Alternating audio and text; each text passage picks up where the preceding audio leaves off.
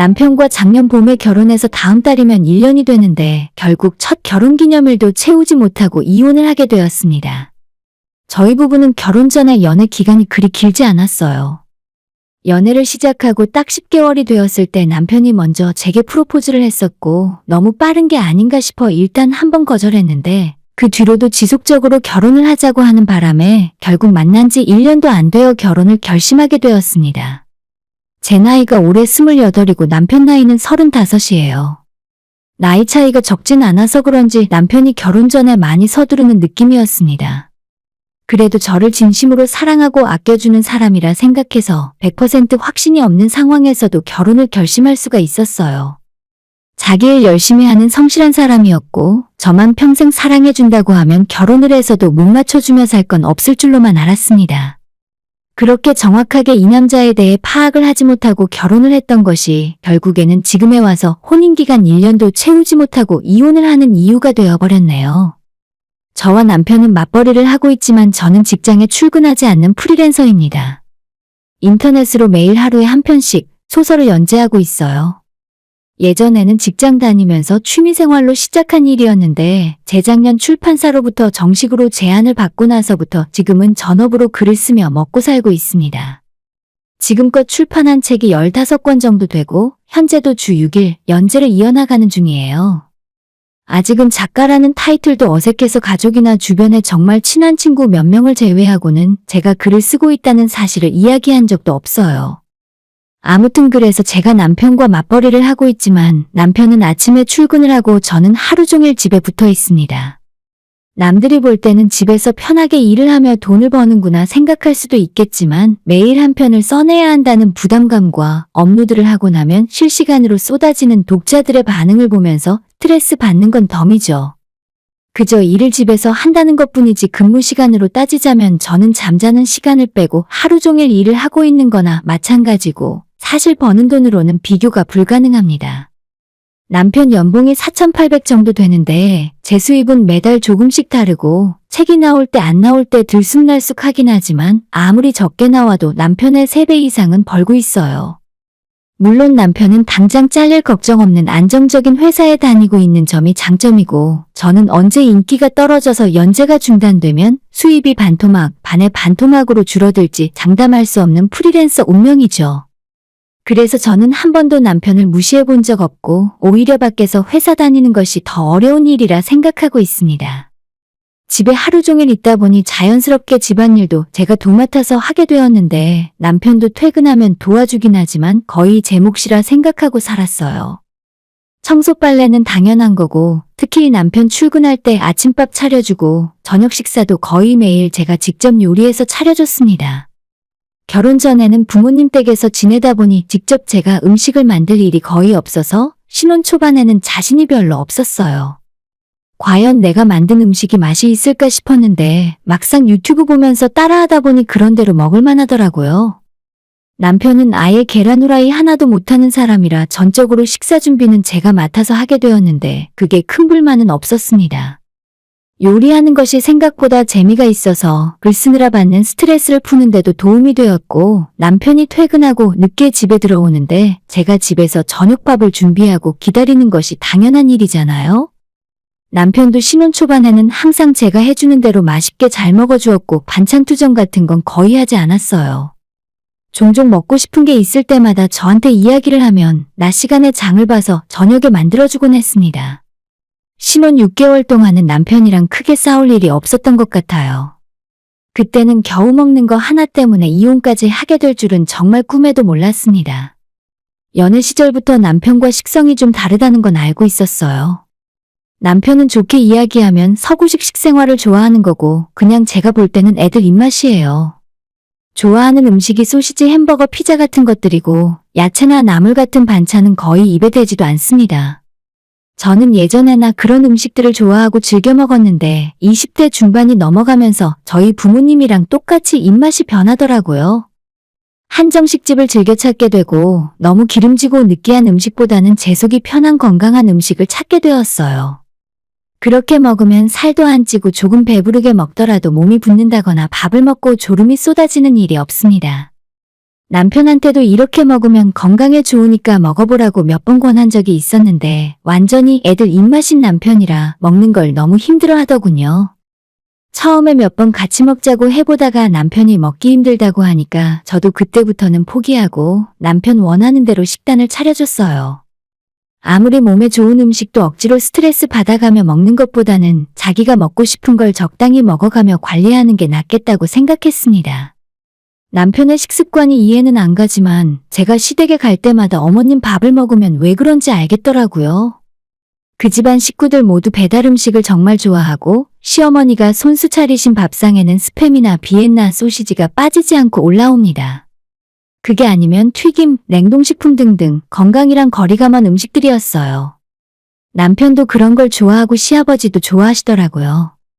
언제 한번 시댁에서 낮에 점심으로 피자를 시켜 먹은 적이 있는데 라지 사이즈 피자를 2판을 시키고 스파게티도 2개, 거기에 치킨까지 1마리를 시키더군요. 시부모님과 우리 부부까지 넷이 먹는데 너무 많이 시키는 거 아닌가 순간 걱정이 되었어요. 어머님 저 그렇게 많이 못 먹는데 괜히 저 왔다고 많이 시키실 필요 없어요.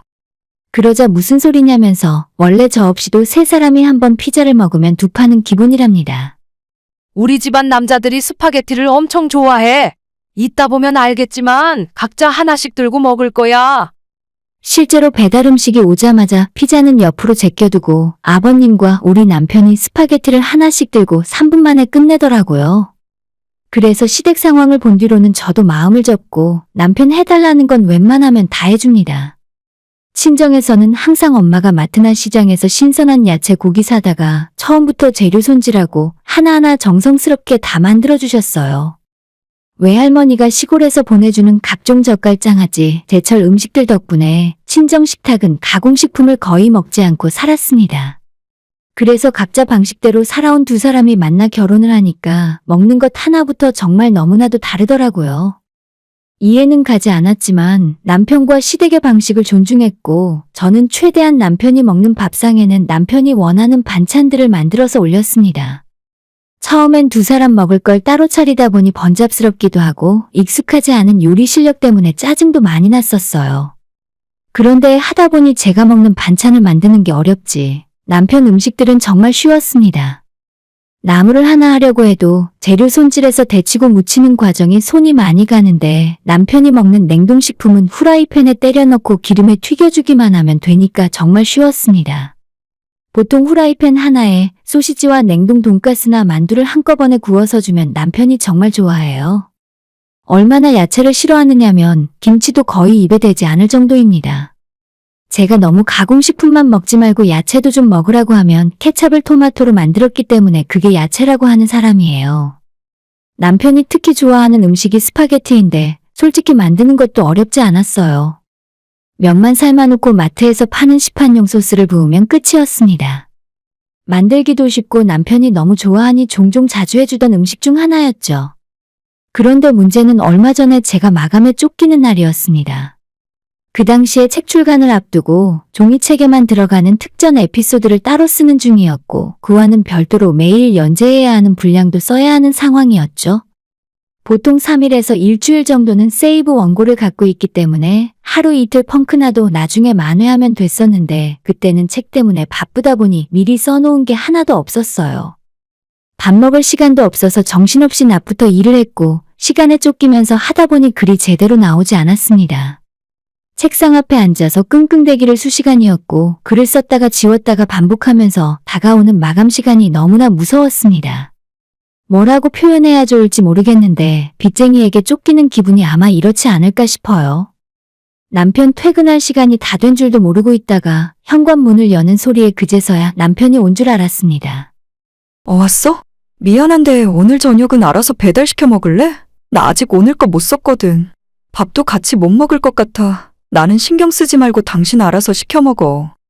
평소 같으면 배달시켜 먹으라 했을 때 순순히 알았다고 대답하고 햄버거나 피자 같은 자기 좋아하는 음식을 시켜 먹을 사람인데 그날은 이상하게 저한테 저녁을 해달라고 고집을 피웠습니다. 나 당신이 해주는 스파게티 먹고 싶어. 그거 얼마 안 걸리잖아. 금방 해주면 안 돼? 안 그래도 풀리지 않는 일 때문에 신경이 잔뜩 곤두서 있었는데 남편이 밥을 해달란 소리에 순간 짜증이 확 치밀어 올랐어요.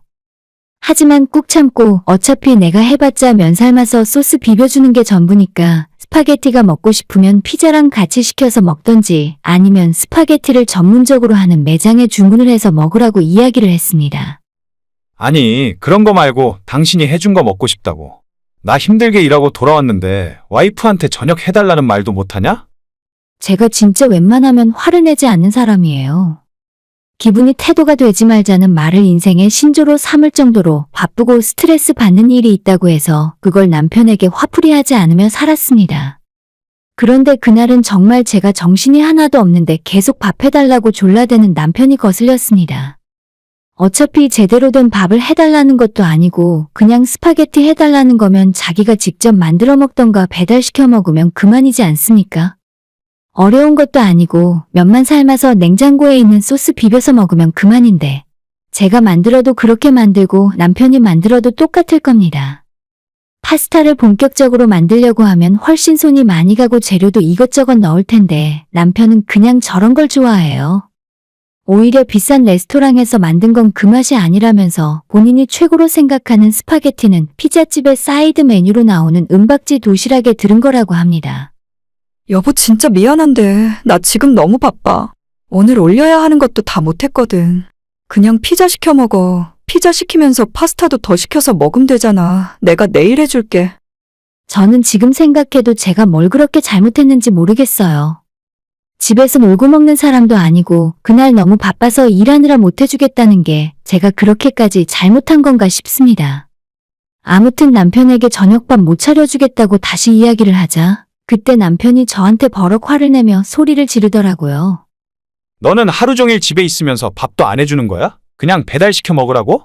내가 배달 음식이나 먹을 거였으면 너랑 결혼을 왜 했냐? 낮에 미리미리 일을 해놓으면 되는데 꼭 나 퇴근할 때 일부러 그러는 거야? 밥 해주기 싫어서?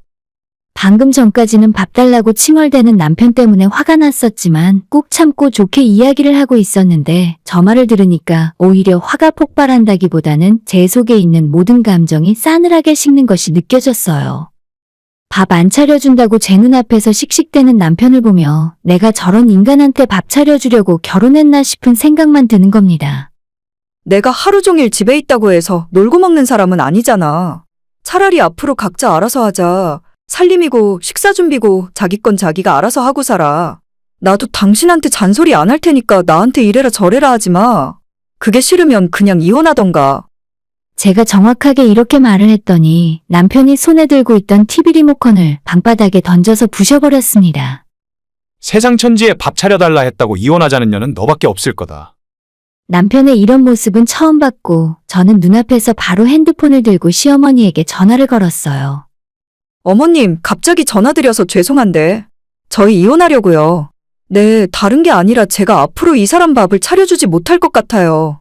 말하자면 긴데 이혼할 거니까 자세한 이야기는 아드님에게 직접 들으세요. 라고 말했더니 남편이 저보고 미쳤냐고 소리를 지르고 핸드폰을 뺏으려 달려들었습니다. 전화기 너머로 제 비명소리나 남편이 고함 지르는 소리를 어머님이 다 들으셔서 아버님과 함께 금방 저희 집으로 넘어오셨습니다. 일단 아버님이 남편을 데리고 밖으로 나갔고 어머님이 저를 붙들고 이런 일로 이혼까지 하지 말라고 저를 달래셨어요. 남편이 물건을 집어던져서 어지러워진 집안을 어머님이 전부 치우시더라고요. 그러던 와중에 무심코 하시는 혼잣말을 제가 듣게 되었습니다. 얘는 이런 것까지 지아빠를 꼭 닮았네. 저는 몰랐는데 집에서 시아버지도 화가 나면 물건을 집어던지시나 봐요. 그래서 그때 정말 이혼해야겠다고 결심을 하게 되었습니다. 집에서 30년 넘도록 보고 자란 게 이런 거라 평생 몸에 배인 습관은 고칠 수가 없잖아요.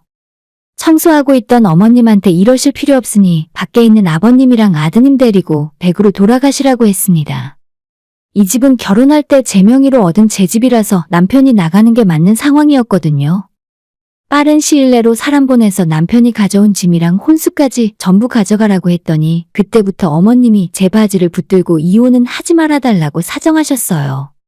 어머님 이러시지 마세요. 아무리 이러셔도 어쩔 수 없어요. 제 앞에서 무릎까지 꿇은 어머님과 실랑이를 벌이던 도중에 남편과 아버님이 현관문을 열고 들어왔고 자기 엄마가 무릎 꿇은 모습을 본 남편이 눈이 뒤집혀서 저한테 달려와 밀쳤습니다. 악소리와 함께 저는 뒤로 나뒹굴었어요. 너가 뭔데 우리 엄마 무릎을 꿇게 해? 그러자 어머님이 일어나서 남편 뺨을 한 대 때리고 어디서 손찌검하냐고 너는 왜 하나부터 열까지 너네 아빠 안 좋은 점만 골라서 닮았냐고 하시더라고요. 거의 엉망진창인 상황이었지만 어쨌든 그날은 시부모님이 남편을 데리고 집으로 돌아갔어요. 폭풍이 휘몰아친 것처럼 집안꼴은 엉망이었고 저도 정신이 하나도 없었지만 일단 그날 일은 어떻게든 마무리하고 너무 피곤하고 지쳐서 그대로 골아떨어졌습니다. 몇 시간이나 잤는지 모르겠는데 현관문 열리는 소리에 잠에서 깨어보니 남편과 시어머니가 집으로 찾아왔더라고요. 어제는 내가 진짜 미안해. 잘못했어. 앞으로 살면서 다시는 어제 같은 일 없을 거야. 남편이 제 앞에 무릎을 꿇고 사과했고 어머님도 뒤에서 거드셨어요. 그래, 얘가 이번에 정말 느낀 게 많을 거다. 앞으로는 절대 이런 일 없을 거야. 내가 보증할게. 다른 사람은 몰라도 어머님의 보증은 도저히 믿을 수가 없었습니다. 시아버님이 물건을 집어던지고 손찌검하는 걸 당하면서도 지금까지 고치지도 못하고 참고 사신 거잖아요. 제 앞에서 무릎 꿇고 비는 남편에게 그럴 시간 있으면 빨리 짐이나 챙겨서 내 집에서 나가라고 했고 아무리 제 앞에서 싹싹 빌고 눈물로 호소했지만 제 마음이 전혀 변하지 않았습니다. 그로부터 정확히 2주 후에 저희는 이혼했고 집에서 남편 짐은 다 빼버렸어요. 남편이 혼수로 가전제품이나 세간살이를 해온 거라 집이 텅텅 비었습니다. 그래서 저도 일단 친정부모님 댁으로 들어와서 지내는 중이고 그 집은 아직 전세 기간이 1년 넘게 남아있어서 남은 기간 동안 사무실로 쓸 생각입니다. 책상 하나 컴퓨터 한 대만 있으면 일을 할 수 있으니 추가적으로 들어가는 비용도 없고 괜찮을 것 같네요. 가만히 생각을 해보면 대체 내가 결혼해서 얻은 장점이 뭐가 있나 싶어요.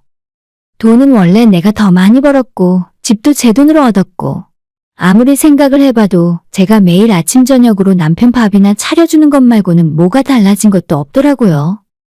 그냥 지금처럼 부모님 댁에서 살면서 엄마 아빠한테 용돈 듬뿍 드리고 건강하고 맛있는 엄마표 식사를 할 수 있으니 저한테는 더 잘된 일인 것 같아요. 결혼 생활할 때보다 지금이 훨씬 안정됐고 제 일도 잘 되고 있습니다. 전 남편의 저런 모습을 결혼 전에 미리 알았다면 절대 결혼하지 않았을 텐데 한 사람에 대해 온전히 알기에 1년이란 시간이 너무 부족했던 것 같아요. 오늘의 사연은 여기까지입니다. 구독과 좋아요, 알람 설정 부탁드려요. 다들 행복하시고 좋은 하루 되세요.